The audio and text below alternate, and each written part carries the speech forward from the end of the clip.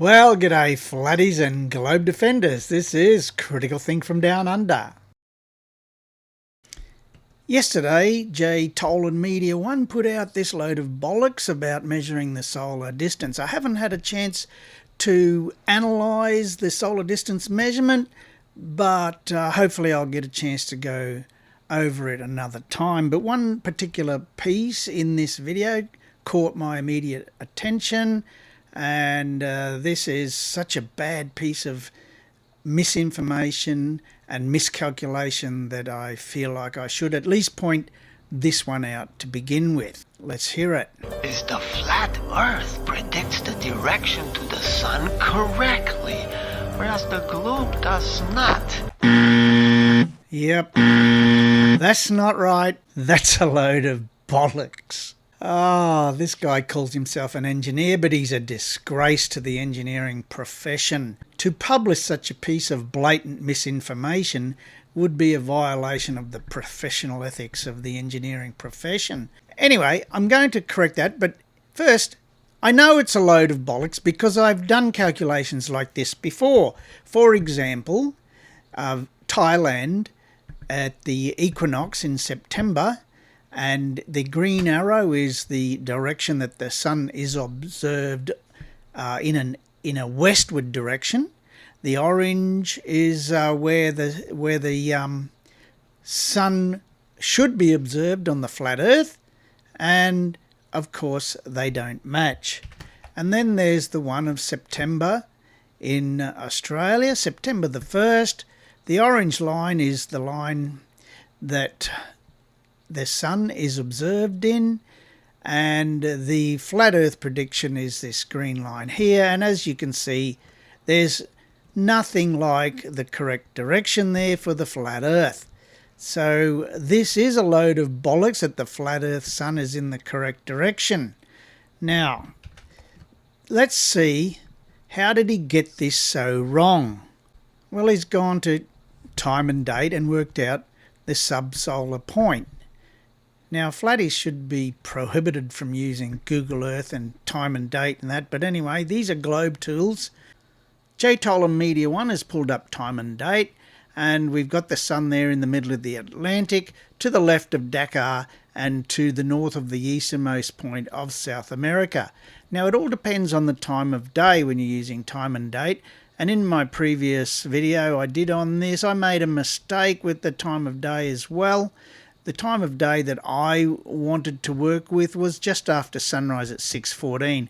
Unfortunately, we can't see the time of day on this one, but because I got the time of day wrong as well, I thought this was correct, and this led me to believe that you could not use this point, but my viewers pointed out my mistake, so now I'm correcting that. So anyway, JTolan Media1 has got the sun there mapped in that position, and this is important for a little bit later on to where he draws his direction to the sun. Now, for the numbers that I'll be running, that's the position of the sun at 6:14 a.m. Now, JTolan Media1 has drawn in his direction to the sun, but if you note very carefully, his position that he's got to the sun is to the south of where it should be. He was showing the sun further north, which should have been to the west of Dakar. So we'll look at what effect this has. Now, when I plot the sun direction from my time and date position at 6:14, this is what I get. It's congruent with the globe. Now we look at JTolan's globe direction of the sun, and it's in a completely different place. So how did he get this? Now we zoom out and you can see that great circle line there. Now, JTolan Media1, his line was originally should have been in the middle of the ocean there. That was his direction that he had. And you can see that this line passes through the bottom part of that national preserve. And you can see this is where, in his diagram, that he said is the flat Earth direction. So that wasn't going to work for him, was it? So what can you do? Well, you can move this around a bit to be a little bit south, like where he was moving it. He was moving it more like down there. And when you go there, you can see, so although the angle's a bit different, you can tell that you can move that line around by moving around the end point. So it's very critical where you put this line. You can change the sun direction, of course, by changing where the sun is. So it's important to get that correct. And let's carry on. So now we'll look at, how did he get this flat Earth direction to the sun, which he says is correct? How did he get that? Well, to be perfectly honest, I don't know. It's completely made up. So he's drawn the sun and the direction to the sun using some flat Earth sun calculator. But you'll notice there that the direction of the sun goes through the Great Lakes. And if you actually put the direction of east there, that works out to be about 28 degrees north of east. That's where the flat Earth sun should be. So how did he get that 14 degrees? Well, I'll just get myself out of the picture here for a minute, and you can see that there, the pivot point, this is the location of the pivot point. This is the direction of the pivot point, 13.6 degrees above east. So that's where I think where he gets his 14 degrees. But you can see the sun is further north than that.